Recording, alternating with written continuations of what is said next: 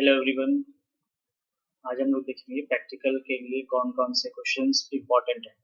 सबसे पहले क्वेश्चन है कि name all test and experiment और उसके ऑब्जेक्टिव भी आपको याद होने चाहिए। Raven's standard progressive matrices test, Palsane and Sharma study habit inventory, high school personality questionnaires. Experiment में है memorisation by paired association method, free word association, transfer of learning by mirror drawing method या मिरर ड्राइंग। ओके, नेक्स्ट है difference between test and experiment, परीक्षण और प्रयोग के बीच अंतर। Test is use to comprehend the psychological makeup इंडिविजुअल, individual किसी टेस्ट क्या करता है, किसी इंडिविजुअल के psychological makeup psychological concept के ऊपर टेस्ट किया जाता है। क्या करता है, जो भी हाइपोथेसिस होती है उसकी वैलिडिटी को इन्वेस्टिगेट करता है इन अ साइंटिफिक मैनर। तो हिंदी में देखते हैं कैसे किसी व्यक्ति के मनोवैज्ञानिक श्रृंगार या कॉन्सेप्ट को समझने के लिए एक परीक्षण का उपयोग किया जाता है, और एक प्रयोग का उपयोग कब किया जाता है, एक जांच को संदर्भित करता है जिसमें एक परिकल्पना की वैधता तथा वैज्ञानिक तरीके से परीक्षण किया जा सके। मतलब जो प्रयोग होता है उसको संदर्भित करता है और एक परिकल्पना जो हाइपोथेसिस होती है उसकी वैधता वैलिडिटी को जांचता है साइंटिफिक मैनर में। ये होता है परीक्षण। नेक्स्ट देखते हैं, नेक्स्ट एक बेसिक सा डिफरेंस है कि टेस्ट एक्सपेरिमेंट नहीं है और एक्सपेरिमेंट टेस्ट नहीं है। नेक्स्ट है experiment is done without a fear of failure और एक्सपेक्टेशन ऑफ आउटकम। जो भी परीक्षण किया जाता है उसमें ये नहीं देखा जाता कि उसका रिजल्ट क्या होगा या फिर उससे कोई एक्सपेक्टेशन नहीं होती, बिना डर के हम कोई भी एक्सपेरिमेंट करते हैं। लेकिन testing is done with the help of expectation of winner. लेकिन जब हम टेस्ट करते हैं तो उसमें ये एक्सपेक्टेशन लगाते हैं कि कुछ ना कोई उसमें से जो सुपीरियर होगा कोई डाउन होगा।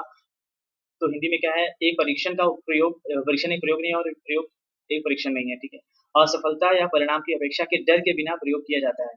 प्रयोग नई चीजों की ओर ले जाता है। एक्सपेरिमेंट एक्सपेरिमेंट जो है न्यू रिजल्ट्स की ओर लेके जाता है, जबकि परीक्षण मान्यताओं को मान्य करता है। मतलब जो टेस्ट है वो वैलिडेट करता है, वैलिडिटी दिखाता है, वैलिडेट करता है। नेक्स्ट नेक्स्ट क्वेश्चन है difference between non formal reference and criteria. मानदंड संदर्भित और मानदंड संदर्भित परीक्षणों के बीच का अंतर। The main difference is norm difference.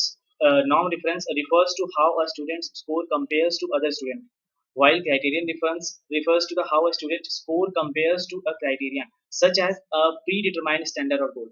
देखिए जो नॉर्म्स रिफर होता है उसमें क्या होता है कि इसमें हम देखते हैं स्टूडेंट का स्कोर बाकी स्टूडेंट से कंपेयर में कैसा है। लेकिन जब हम क्राइटेरियन के लिए ऊपर आते हैं या क्राइटेरियन डिफरेंस देखते हैं तो इसमें क्या होता है कि प्री डिटरमाइन कोई गोल होता है, स्टैंडर्ड होता है, उसके कंपेयर में हम करते हैं तो उसको बोलते हैं क्राइटेरियन डिफरेंस। बहुत इंपॉर्टेंट है, मैम ने बताया था।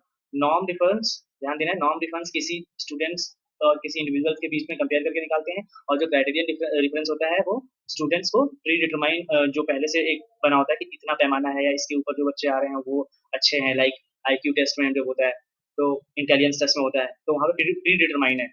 लेकिन वो किस में आएगा, क्राइटेरियन डिफरेंस में, नॉर्म डिफरेंस में नहीं आएगा। नेक्स्ट हिंदी में क्या है, मुख्य अंतर मानक संदर्भित है। यह संदर्भित करता है कि एक छात्र का स्कोर अन्य छात्रों की तुलना में कैसा होता है। ठीक है, जो मानक होता है, मानक संदर्भित क्या दिखाता है कि अदर स्टूडेंट्स के तुलना में कंपेयर में स्कोर कैसा है, जबकि मानदंड संदर्भित ये बताता है कि कैसे एक छात्र का स्कोर एक मानदंड से तुलना करता है, किसी एक फिक्स पैटर्न या फिक्स स्टैंडर्ड या गोल के ऊपर कैसे वैरी कर रहा है, जैसे वो पूर्व निर्धारित मानने का लक्ष्य है जो पहले से स्पेसिफिक वो डिफाइंड होता है। सेकंड इसका है कि norm reference test make comparison between individuals and criterion difference test measures a test taker performance compared to a specific set of standard और क्राइटेरियन। मानक संदर्भित परीक्षण व्यक्तियों के बीच तुलना करते हैं और मानदंड संदर्भित परीक्षण मानदंडों के एक विशेष सेट की तुलना में। यहाँ भी वही बात कही है कि जो मानक संदर्भित होता है, जो नॉर्म डिफरेंस होता है, वो जो आपस में इंडिविजुअल्स होते हैं उनके बीच में कंपैरिजन होता है। और जो यहाँ पे क्राइटेरियन डिफरेंस क्या करता है कि टेस्ट मेजर्स क्या करता है, test takers performance compared to a specific set of standard. एक स्टैंडर्ड पहले से सेट होता है, स्पेसिफिक होता है, उसके कंपेयर में टेस्ट टेकर का परफॉर्मेंस कंपेयर किया जाता है। नेक्स्ट आते हैं, फॉर एग्जाम्पल इसको देख लेते हैं, saying that a runner came in third place is norm. Reference because we compare her to other runners in a race. अगर 3 लोग भाग रहे हैं या 5 लोग भाग रहे हैं, तो उसमें से कोई थर्ड आया, तो उसको हम लोग बोलते हैं थर्ड। क्यों बोलते हैं? क्योंकि हम इनके रेफरेंस में, इन सभी के रेफरेंस में कंपेयर करके उसको बोल रहे हैं कि ये थर्ड है। और अगर यही ऐसे हिंदी में है कि ये कहना है कि एक धावक तीसरे स्थान पर आया, मानक संदर्भित है, क्योंकि हम उसकी तुलना दौड़ में अन्य धावकों से कर रहे हैं। लेकिन अगर हम दौड़ के उस समय को देखें तो वह एक कसौटी संदर्भित है। If we look at her in time, time in race, that's criterion reference. अगर हम उसकी टाइम रेफरेंस को देखें तो वो उसकी क्राइटेरियन में आएगा। नेक्स्ट है the way scores are interpreted difference in an NRT are designed to compare the performance of students to one another and in relative terms। जो नॉर्म डिफरेंस होता है वो एक स्टूडेंट के एक दूसरे के रिलेटिव टर्म्स में परफॉर्मेंस को कंपेयर करता है। Compare the performance of students to one another in relative terms. और जो सीआरटी होता है, क्राइटेरियन डिफरेंस टेस्ट होता है, build to identify the amount of percent of material each examinee know the can do the absolute term. मतलब यही एक fix term के बात कर रहे हैं कि फिक्स टर्म के हिसाब से कितना बेटर है कितना बिलो है, वो चेक करते हैं क्राइटेरियन में। आई होप आप लोग को क्लियर हो गया होगा। आगे है जिस तरह से स्कोर की व्याख्या की जाती है वह यह है कि नॉर्म को प्रदर्शनों की तुलना करने के लिए डिजाइन किया गया है, छात्रों की एक दूसरे के सापेक्ष शर्तों में। जबकि सीआर छात्रों को एक दूसरे के सापेक्ष देखने के लिए, कंपेयर करने के लिए नॉर्म्स बनाए हैं। और जो क्राइटेरियन होते हैं वो राशि की पहचान करने के लिए बनाए गए हैं, जैसे सामग्री प्रतिशत, इसमें कितना परसेंटेज परसेंटाइल आया, ऐसा कुछ करने के लिए। आगे है what are the variable, what are the dependent variable and independent variable. ये भी मोस्ट इंपॉर्टेंट क्वेश्चन है, मैम ने बताया है। आश्रित और स्वतंत्र चर क्या है, उदाहरण सहित समझाइए। ये ध्यान देना है कि अगर एग्जामिनर पूछे कि डिपेंडेंट वेरिएबल और इंडिपेंडेंट वेरिएबल कहाँ होते हैं, तो हमेशा मैम ने बताया है ये टेस्ट पूछेंगे किस टेस्ट में, किस एक्सपेरिमेंट में होते हैं। तो आपको बताना है आंसर में कि हमेशा always in experiment, not in test. Test में नहीं होते, सिर्फ एक्सपेरिमेंट में होते हैं। Dependent variable is one that changes as a result of manipulation of independent variable। Dependent variable वो होते हैं जो कि मैनिपुलेशन ऑफ इंडिपेंडेंट वेरिएबल के मैनिपुलेशन पर चेंज हो जाए। और इंडिपेंडेंट वेरिएबल वो होते हैं जो रिसर्च करके बनाते हैं और उसको चेंज करते हैं, उसको इंडिपेंडेंट वेरिएबल बोलते हैं। जैसे कि अगर रिसर्चर ने फिक्स कर दिया इंडिपेंडेंट वेरिएबल की एज, इस टेस्ट या इस एक्सपेरिमेंट के लिए एज, ये एक्सपेरिमेंट के लिए ये एज क्राइटेरिया होनी चाहिए, तो वो एक इंडिपेंडेंट वेरिएबल है, वो चेंज कर सकते हैं रिसर्चर, अपने टाइम बता सकते हैं, चेंज कर सकते हैं, जेंडर चेंज कर सकते हैं। बट जो डिपेंडेंट वेरिएबल है, स्टूडेंट, ग्रोथ, सोर्स एक्सेट्रा, ये नहीं चेंज होते। ये डिपेंड करते हैं कि इंडिपेंडेंट वेरिएबल कैसा चेंज हो रहा है, उसके हिसाब से डिपेंडेंट वेरिएबल चेंज हो। Dependent variable are depend on manipulation of independent variable. Okay, next. अचर आश्रित चर वह है जो स्वतंत्र चर में हेरफेर के परिणाम स्वरूप बदलता है। एज इट इज ऊपर हमने जो देखा कि independent variable, sorry, dependent variable are independent variable, dependent variable are one that change the result of dependent variable one of them। मतलब आश्रित चर वह है जो स्वतंत्र चर में हेरफेर के परिणाम स्वरूप बदलता है। जब हम स्वतंत्र चर में हेरफेर करेंगे तो वो चेंज हो जाएगा। निर्भर चर हेरफेर का परिणाम है।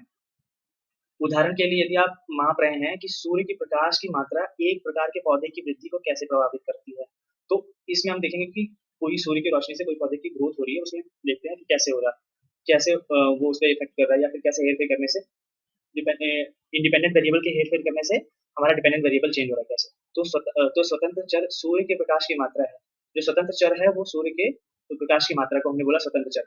आप यह नियंत्रित नियंत्रित कर सकते हैं कि प्रत्येक पौधे को कितनी धूप मिले, ये हमारे बस में है, हम इसको कंट्रोल कर सकते हैं। लेकिन विकास निर्भर चर है, विकास जो है डिपेंडेंट वेरिएबल है, ये होगा ही होगा। The dependent variable is the result of manipulation. For example वही सेम चीज जो ऊपर टाइप ग्रोथ ऑफ प्लांट के लिए बताया गया। व्हाट इज इन्वेंट्री, ये इंपॉर्टेंट है। इन्वेंट्री क्या होता है, what is inventory. Note, ma'am ने बताया कि सारी डिटेल जो इन्वेंट्री में कौन फिल करेगा, बाय सब्जेक्ट। सारी की सारी डिटेल इन्वेंट्री में सब्जेक्ट के द्वारा फिल की जाती है। ये भी एग्जामिनर पूछ सकता है। आंसर में है इसका test that determines a person's performance for specific field और एक्टिविटी। कोई ऐसा टेस्ट जो डिटरमाइन करे पर्सन की प्रेफरेंस स्पेसिफिक फील्ड और एक्टिविटी के बारे में डिटेल्स। एक परीक्षण जो विशिष्ट क्षेत्रों या गतिविधियों के लिए किसी व्यक्ति की प्राथमिकताओं को निर्धारित करता है। Next, inventory is a collection of question to task that are used to measure specific of a person thought, feeling और बिहेवियर। इन्वेंटरी में यही कलेक्शन ऑफ क्वेश्चन होते हैं हमारे पास, जो कि बेस्ड होते हैं पर्सन के हैबिट, टास्क, फीलिंग, बिहेवियर के ऊपर, जिसमें पर्सन के जो रिप्लाई या फिर पर्सन के जो भी हम आंसर्स देखते हैं, फिर सब्जेक्ट के आंसर्स देखते हैं, फिर उसके हिसाब से बताते हैं कि ये किस टाइप का, किस बिहेवियर का, कैसा नेचर का, या किस इंटेलिजेंस का, किस पर्सनैलिटी का, इन सब चीज़ों में हम पता करते हैं। नीचे आगे लिखा हुआ है, सूची कार्य के लिए प्रश्नों का एक संग्रह है जिसका उपयोग किसी व्यक्ति के विचारों, भावनाओं या व्यवहार के विशिष्ट को मापने के लिए किया जाता है। ठीक है, next, what is questionnaire in psychology practical? मनोविज्ञान प्रैक्टिकल में प्रश्नावली क्या है? प्रश्नावली किसे कहते हैं? Questionnaire is a list of Questionnaire is a list of question or items used to gather data from respondents about their attitude, experiences और opinion.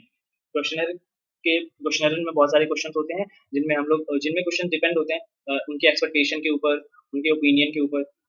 और questionnaire can use to collect qualitative और क्वांटिटेटिव और qualitative information. Questionnaire से हम collect कर सकते हैं qualitative और क्वांटिटेटिव इन्फॉर्मेशन। प्रश्न, ये हिंदी में देख लीजिए, एक प्रश्नावली प्रश्नों की वस्तुओं की एक सूची है जिसका उपयोग उत्तरदाताओं के उनके दृष्टिकोण, अनुभव या राय के बारे में डेटा एकत्रित करने के लिए किया जाता है, इन्फॉर्मेशन पता करने के लिए किया जाता है, उनसे डेटा निकलवाने के लिए कि कैसा उनका बिहेवियर है, कैसा नेचर है, कैसा दृष्टिकोण है, क्या एक्सपीरियंसेस है अलग अलग सिचुएशन में। प्रश्नावली का उपयोग मात्रात्मक और तथा गुणात्मक जानकारी के लिए किया जाता है। What is paired association and why it's name is paired association? ये बहुत ही इंपॉर्टेंट है कि पेयर्ड एसोसिएशन क्या है और इसका नाम पेयर्ड एसोसिएशन ही क्यों है। युग्मित सहचर्य क्या है और इसका नाम युग्म सहचर्य क्यों है? आंसर में देखते हैं, paired association is SR, stimulus reaction connection, how stimulus links are formed and broken. जब हम पेयर्ड एसोसिएशन में जब हम अपना चार्ट कार्ड फ्लैश कार्ड दिखाएंगे 4x7 का, तो यहाँ पे जो दो वर्ड्स लिखे होते हैं इनके बीच में इसके अपोजिट में जो हमारे पास कार्ड होता है, जब हम इसका स्टिमुलस वर्ड फर्स्ट वर्ड दिखाते हैं, यहाँ पे लिखा होता है उसको दिखाते हैं, तो वो जो ये वर्ड है इस वर्ड के साथ उसको ये वर्ड का रिएक्शन देना होता है, मतलब बताना होता है। तो इस पेयर्ड एसोसिएशन में हम यही देखते हैं कि स्टिमुलस जो हमारा सब्जेक्ट है वो स्टिमुलस वर्ड और रिएक्शन वर्ड के बीच में क्या कनेक्शन बनाता है। नेक्स्ट है पेयर्ड एसोसिएशन एसआर, प्रोत्साहन प्रक्रिया के कनेक्शन है कि जो प्रोत्साहन लिंक कैसे बनते हैं और कैसे टूटते हैं, मतलब भाई एसोसिएशन लिंक कौन सा है या कैसे बनते हैं, कैसे टूटते हैं, फॉरगेट कैसे होते हैं। Paired association is a process by which the brain pairs an object और स्टिमुलस विद एन इमोशन और लॉजिक और एनी रीजनिंग। कैसे हमारे दिमाग में वो वर्ड याद रख रहा है, यही इसी प्रोसेस को पेयर्ड एसोसिएशन की एक ऐसी प्रोसेस है, एक ऐसी प्रक्रिया है जिसके द्वारा मस्तिष्क किसी वस्तु या उत्तेजना की भावना या तर्क आदि को एक साथ जोड़ के बताता है या फिर स्टिमुलस वर्ड का रिएक्शन वर्ड बताता है। नेक्स्ट क्वेश्चन है, why is paired association word is both meaningful and meaningless? Paired association word दो तरीके के क्यों हैं, मीनिंगफुल वाले भी हैं और मीनिंगलेस वाले भी हैं, इसके लिए क्या क्या है? युग्मित सहचर्य शब्द सार्थक और अर्थहीन दोनों है, क्यों?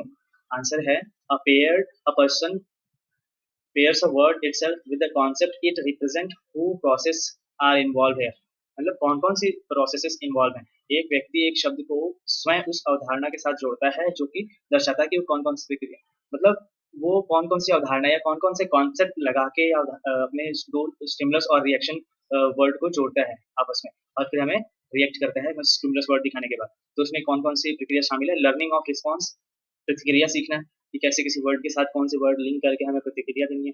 दूसरा, formation of bond between words, किन्हीं दो वर्ड्स के बीच में बॉन्ड बनाना या फिर उनको रिलेट करना, शब्दों के बीच बंधन का गठन करना सिखाता है। Paired association is commonly used to examine and understand the mechanism of learning and forgetting of information।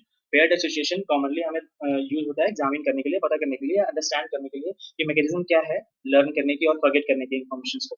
युग्मित सहचर्य का उपयोग आमतौर पर सीखने और जानकारी को भूलने के तंत्र की जांच करने और समझने के लिए किया जाता है। Next question, what is free word association? Free word association क्या है? आंसर है इसका, free word association is a psychological technique in which word is used to suggest other words. हमारे पास वर्ड लिस्ट होती है, 100 वर्ड्स होते हैं जिसमें हमारे पास एक वर्ड दिया होता है, उसका रिएक्शन वर्ड और टाइम इन टेकिंग रिएक्शन और law of which law we react the word, ठीक है, वो सब लिखना होता है। नेक्स्ट है हिंदी में, फ्री एसोसिएशन एक मनोवैज्ञानिक तकनीक है जिसमें शब्दों का प्रयोग दूसरे शब्दों का सुझाव देने के लिए किया जाता है। एक लिस्ट में आप किसी वर्ड को कैसे सुझाव दे रहे हो, जैसे आप टेबल का आपने टी लिख दिया, तो क्यों दिया टेबल का टी, लॉ ऑफ प्रीमेसी लगाया, कौन सा लॉ, लॉ ऑफ रेडीनेस लगाया, लॉ ऑफ क्लैरिटी लगाया, लॉ ऑफ जो भी लगाया हो आपने, लॉ ऑफ एक्सरसाइज जो भी, तो आपने क्यों लगाया, उसके एसोसिएशन के लिए मनोवैज्ञानिक टेक्निक है पता करने के लिए। नेक्स्ट क्वेश्चन है, why is free association test, free association test क्यों होता है या क्यों है?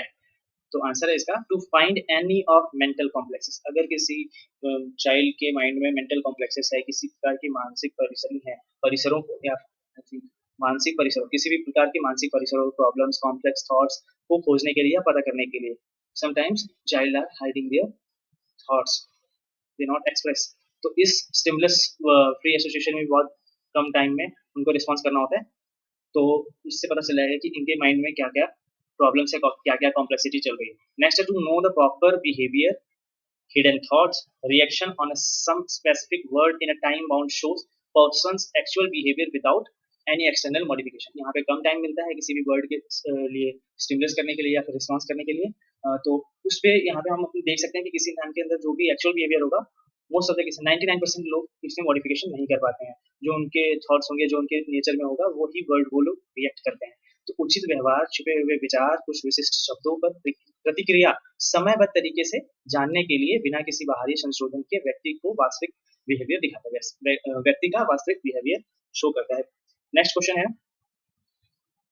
What are primary and secondary laws, primary law क्या है, सेकेंडरी लॉ क्या है, ये आप लोग प्रैक्टिकल फाइल में देख लेंगे, और इसमें मैंने लिख दिया है कि प्राइमरी लॉ के अंदर कौन कौन से लॉ आते हैं, law of similarity, law of contrast, law of continuity, law of exercise, law of readiness. Next है secondary laws, law of clarity स्पष्टता का सिद्धांत, लॉ ऑफ फ्रीक्वेंसी आवृत्ति का सिद्धांत, लॉ ऑफ रिसेंसी नवीनता का सिद्धांत, लॉ ऑफ प्रीमेसी प्राथमिकता का सिद्धांत। नेक्स्ट है व्हाट इज रेवंस, इन सारे लॉ को मैं दूसरी वीडियो में बताऊंगा, जब मैं फाइल के सारे बताऊंगा, जिसमें फाइल के प्रैक्टिकल कैसे करने हैं, कौन से लॉ है, कौन सी थ्योरी है, कैसे सब्जेक्ट से पूछना है, कैसे रिस्पॉन्स लेना है, ये सारी चीजें, कैसे ये लॉ लगाना है, ये सारी चीजें। Next question, what is free word association, free word association क्या है? आंसर है इसका, free word association is a psychological technique in which word is used to suggest you to suggest other words. हमारे पास वर्ड लिस्ट होती है, 100 words होते हैं, जिसमें हमारे पास एक वर्ड दिया होता है, उसका रिएक्शन वर्ड और टाइम इन टेकिंग रिएक्शन और law of which law we react the word, ठीक है, तो वो सब लिखना होता है। नेक्स्ट है हिंदी में, फ्री एसोसिएशन एक मनोवैज्ञानिक तकनीक है जिसमें शब्दों का प्रयोग दूसरे शब्दों का सुझाव देने के लिए किया जाता है। एक लिस्ट में आप किसी वर्ड को कैसे सुझाव दे रहे हो, जैसे आप टेबल का आपने टी लिख दिया, तो क्यों दिया टेबल का टी, लॉ ऑफ प्रीमेसी लगाया। What is Raven's progressive matrices test, Raven's का प्रोग्रेसिव मैट्रिसेस टेस्ट क्या है? आंसर है इसका, रेवंस प्रोग्रेसिव मैट्रिसेस टेस्ट और RPM is a non verbal test, ये बहुत इंपॉर्टेंट है, नॉन वर्बल है या वर्बल, ये पूछते हैं। Typically use to measure general human intelligence पता करने के लिए और एब्स्ट्रैक्ट रीजनिंग पता करने के लिए कि इनकी एब्स्ट्रैक्ट रीजनिंग की पावर या कैपेसिटी कैसी है।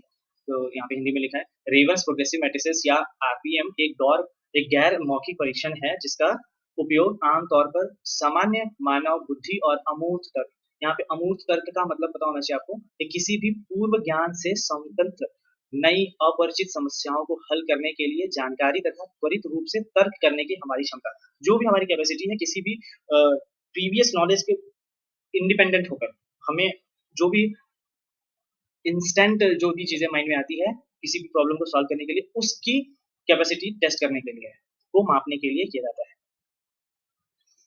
In Raman's text, the complexity of abstract reasoning increase from set A to set E। हमारे पास यहाँ पे set A होगा, set what is Raven's progressive matrices test, Raven's का progressive matrices test क्या है? आंसर है इसका, Raven's progressive matrices test और RPM is a non verbal test, ये बहुत इंपॉर्टेंट है, नॉन वर्बल है या वर्बल, ये पूछते हैं। Typically use to measure general human intelligence पता करने में 12 A1 A2 A3 A4 A5 ऐसे करते करते 12 होंगे हर सेट में, और उनकी डिफिकल्टी लेवल बढ़ती जाएगी।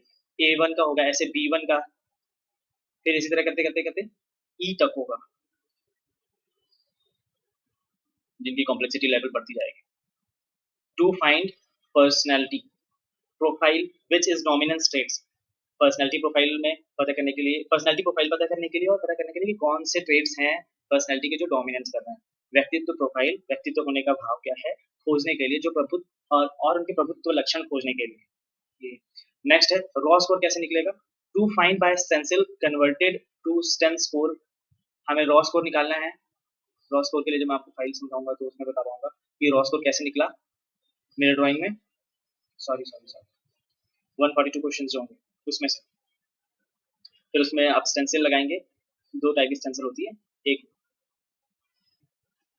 एचएसपीक्यू से है। रॉ स्कोर कैसे निकालना है एचएसपीक्यू में, हमारे पास पहले रॉ स्कोर निकालना है जब हम क्वेश्चंस करेंगे 142 क्वेश्चन होंगे जिसमें, तो उन क्वेश्चंस को करने के बाद हम उस पे क्रॉस का साइन लगाएंगे जब हमें शीट मिलेगी। फिर उसके बाद फाइंड बाय स्टेंसिल, स्टेंसिल उसके ऊपर यूज करेंगे। दो स्टेंसिल होती है, एक फर्स्ट और दूसरी सेकंड, जिसपे ऑड और इवन में होता है ए सी, फिर डी छोड़ देगा ई, ऐसे करके होगा। फिर जो दूसरी वाली स्टेंसिल होगी उसमें बी, फिर सी छोड़ देगा, फिर डी, फिर ई छोड़ देगा, एफ, ऐसे करके होगा। तो हमें स्टेंसिल का स्कोर निकाल लेंगे, सबको काउंट करके उसके मार्क्स काउंट कर लेंगे, तो उनमें जो भी आएगा। उसके बाद स्टेंसिल के स्कोर निकल के रॉ वाले, फिर उसको कन्वर्ट करने के लिए हमारे पास स्टेन स्कोर को by use of manual, manual का यूज करके रॉ स्कोर को स्टेन स्कोर में बदलेंगे। फिर उसके बाद स्टेन स्कोर और standard stens divide scale into 10 units in a simple. जो हमारे पास स्केल होता है ना, उसको वो 10 स्कोर में 10 पार्ट्स में डिवाइड करता है, सिंपल यूनिट्स में, सॉरी सिंपल यूनिट्स में डिवाइड करता है। जैसे कि देखिए मैंने यहाँ पे शीट्स का लगा हुआ है, first second third and so on 10 तक।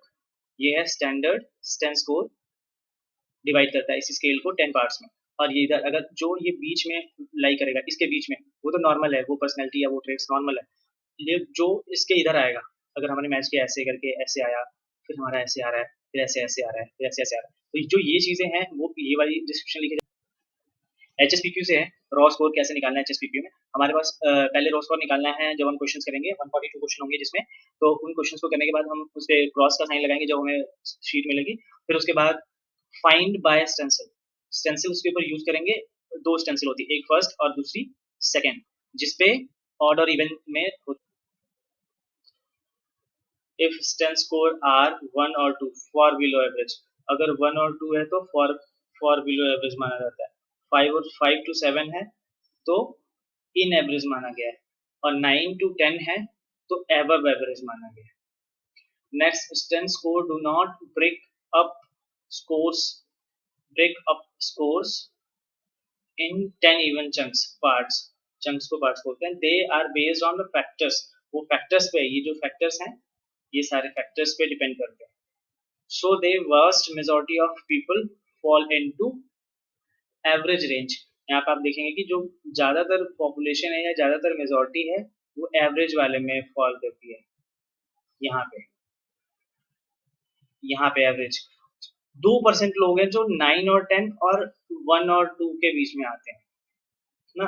तो average range, very few people about 2% will get either lowest score of 1 और हाईएस्ट स्कोर ऑफ 1, या तो बहुत कम वाले होंगे या बहुत ज्यादा वाले होंगे। केवल 2% है ओवरऑल के, बाकी लगभग लोग मिडिल में ही या एवरेज में ही रहते हैं, लाइक करते हैं। स्टेन स्कोर आपको स्कोर को 10 बराबर भागों में नहीं तोड़ता है, वे कारक पर आधारित करते हैं, इसलिए अधिकांश लोग औसत श्रेणी में आते हैं।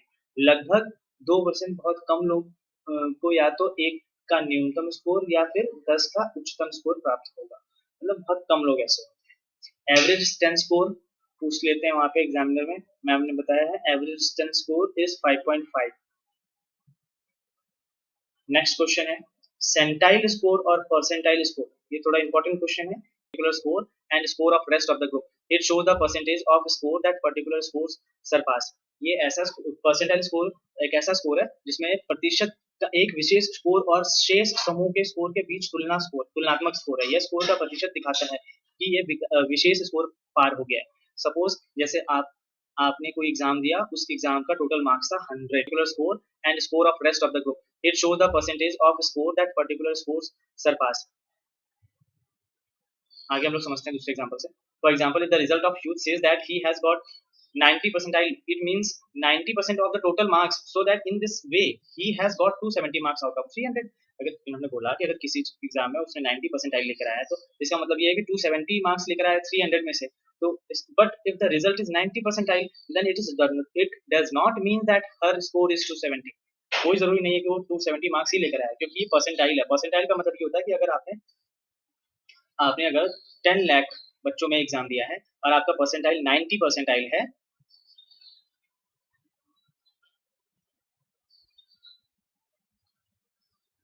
अगर 10 लाख बच्चों ने एग्जाम दिया है उसमें से अगर 90 परसेंटाइल आया किसी का, तो इसका मतलब है कि वो 10 लाख में 10 लाख का 90% जो बच्चा है उससे आगे है, बस इतना सा अंतर है।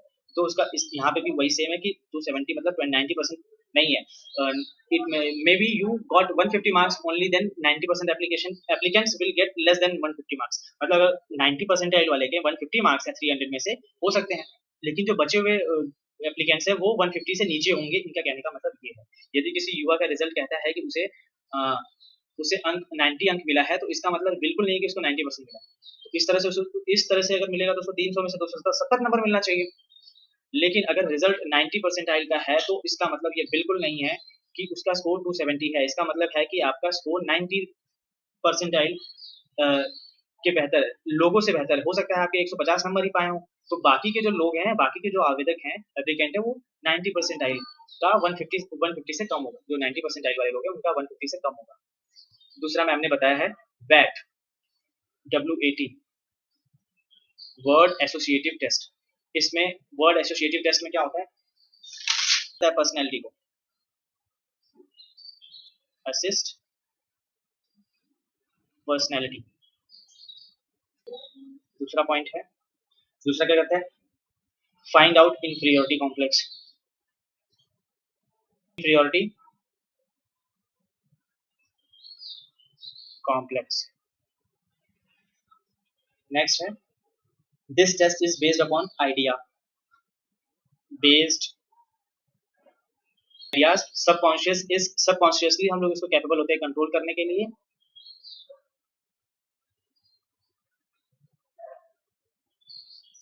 Subconsciously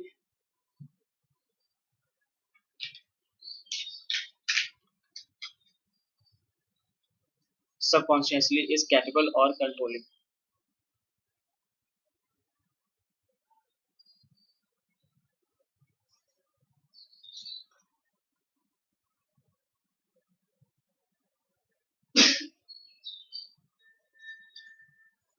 It also reveals unsolved internal conflicts, जो unsolved internal conflicts होते हैं उनको भी रिवील करता है।